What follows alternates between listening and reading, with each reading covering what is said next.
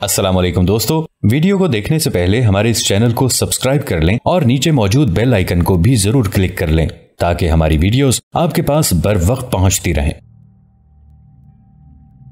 جنگ بند ہوتے ہی ہم نے حکومت آزاد کشمیر کا ہیڈ کوارٹر جنجال ہل یعنی تراڑ خیل سے مظفر آباد منتقل کر لیا۔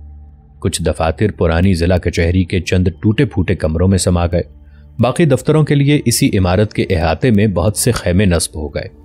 قریب ہی ایک ٹیلے پر سرکاری ملازموں کے لیے خیموں کی ایک رہائشی کالونی بھی وجود میں آ گئی۔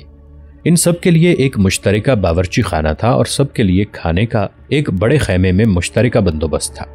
مظفر آباد آ کر امن و امان کی فضا میں سانس لیتے ہی ہمیں پہلی بار آزاد کشمیر میں ٹیلی فون کی ضرورت کا احساس دامنگیر ہوا۔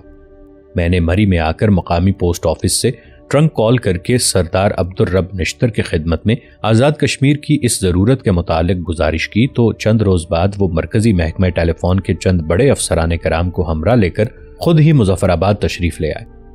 یہاں پر انہوں نے حالات کا جائزہ لے کر مظفر آباد کے علاوہ آزاد کشمیر کے دوسرے اہم مقامات پر بھی ٹیلی فون کا نہایت اچھا نظام رائج کرنے کے خصوصی احکام جاری کر دیے۔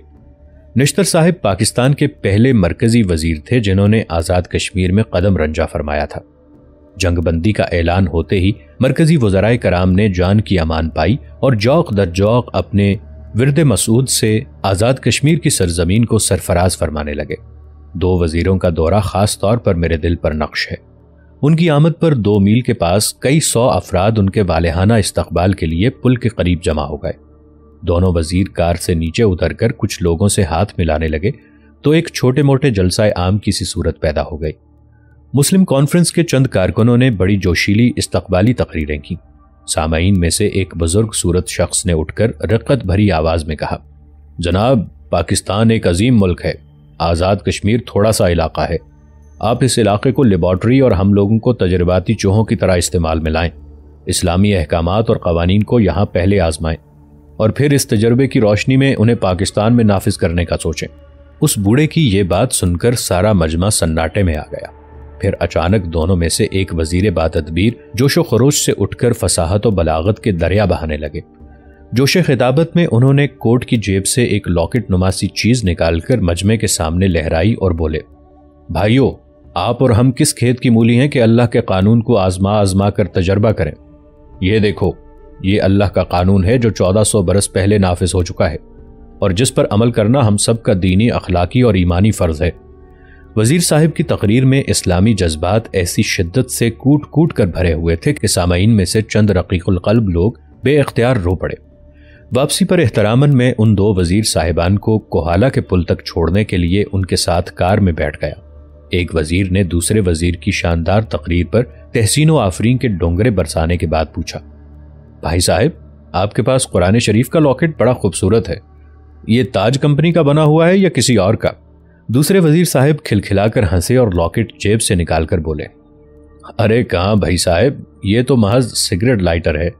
وزیروں کی یہ جوڑی ملک غلام محمد اور نواب مشتاق احمد گرمانی پر مشتمل تھی۔ سیکرٹری جنرل کے طور پر میں نے آزاد کشمیر کا پہلا بجٹ بنایا۔ آمدنی کا تخمینہ 50-60 ہزار روپے کے قریب تھا اور اخراجات کا اندازہ 2 لاکھ روپے کے لگ بھگ تھا۔ حکومت پاکستان سے 1,30,000 روپے کی امداد حاصل کرنے کے لیے میں اپنا بجٹ لے کر کراچی میں حکومت پاکستان کے سیکرٹری جنرل چودھری محمد ولی کی خدمت میں حاضر ہوا۔ پہلے تو انہوں نے مجھے اس بات پر ڈانٹا کہ میں نے اپنے عہدے کا نام چیف سیکرٹری کے بجائے سیکرٹری جنرل کیوں رکھ چھوڑا ہے۔ میں نے معافی مانگ کر گزارش کی کہ اب تو یہ غلطی ہو گئی ہے، فوری طور پر کوئی تبدیلی کرنا مناسب نہیں، میرے بعد بے شک اس اسامی کا نام چیف سیکرٹری رکھ دیا جائے، چنانچہ اب یہ عہدہ اسی نام سے موسوم ہے۔ میرے بنائے ہوئے بجٹ پر ایک سرسری نگاہ ڈال کر چودھری صاحب نے کاغذوں کا پلندہ میز پر دے مارا اور کسی قدر ترشی سے بولے، 1,30,000 روپے کی رقم پاکستان کے درختوں پر نہیں اگتی۔ تمہارا فرض ہے کہ تم مقامی وسائل کو کام میں لا کر اپنے بجٹ کی ضروریات پوری کرو۔ جنگ کی وجہ سے مقامی طور پر غیر معمولی دشواریوں کا رونا رو کر میں نے مزید منت سماجت کی تو چودھری صاحب کسی قدر پسیجے اور انہوں نے بڑی مشکل سے مبلغ 90,000 روپے کی امداد منظور کی۔ یہ منظوری لے کر میں عبدالقادر صاحب کے پاس پہنچا جو اس زمانے میں وزارت فینانس میں غالباً جوائنٹ سیکرٹری تھے۔ بعد میں وہ پاکستان کے وزیر خزانہ بھی رہے۔ انہوں نے میرے سامنے راولپنڈی میں شجاعت علی صدیقی ملٹری اکاؤنٹنٹ جنرل کو ٹیلی فون کر دیا کہ وہ فلاں فنڈ سے آزاد کشمیر حکومت کو 90,000 روپے کی رقم ادا کر دیں۔ آزاد کشمیر کے ساتھ لین دین کے معاملات میں صدیقی صاحب محتسب کہلاتے تھے۔ شجاعت علی صدیقی صاحب بھی مرد مومن کی ایک جیتی جاگتی اور پر اثر تصویر تھے۔ مسجدیں تعمیر کرنا اور انہیں بنا سنوار کر آباد رکھنا ان کا محبوب مشغلہ تھا۔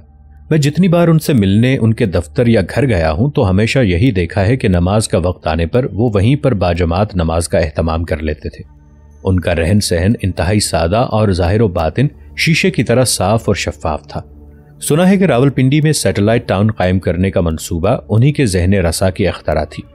آزاد کشمیر میں ضلع کی سطح پر کام سنبھالنے کے لیے ہم نے پنجاب گورنمنٹ سے چند PCS افسر ڈیپوٹیشن پر بھی لیے ہوئے تھے۔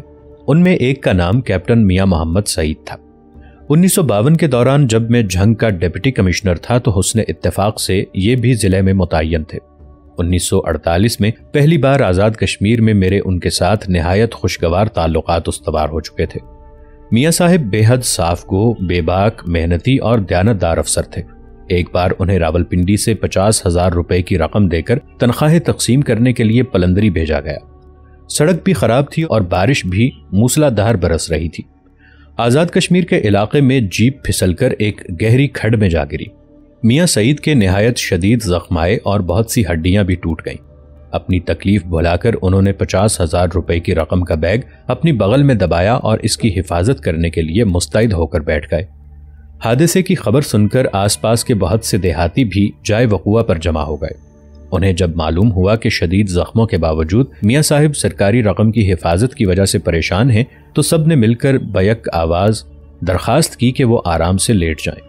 یہ رقم بیت المال کی امانت ہے، اس کی حفاظت کرنا ہمارا فرض ہے۔ کئی گھنٹوں کے بعد جب ایک امدادی ٹیم وہاں پہنچی تو میاں صاحب زخموں کی تاب نہ لا کر نڈھال ہو چکے تھے اور سرکاری رقم دیہاتیوں کی حفاظت میں جوں کی توں موجود تھی۔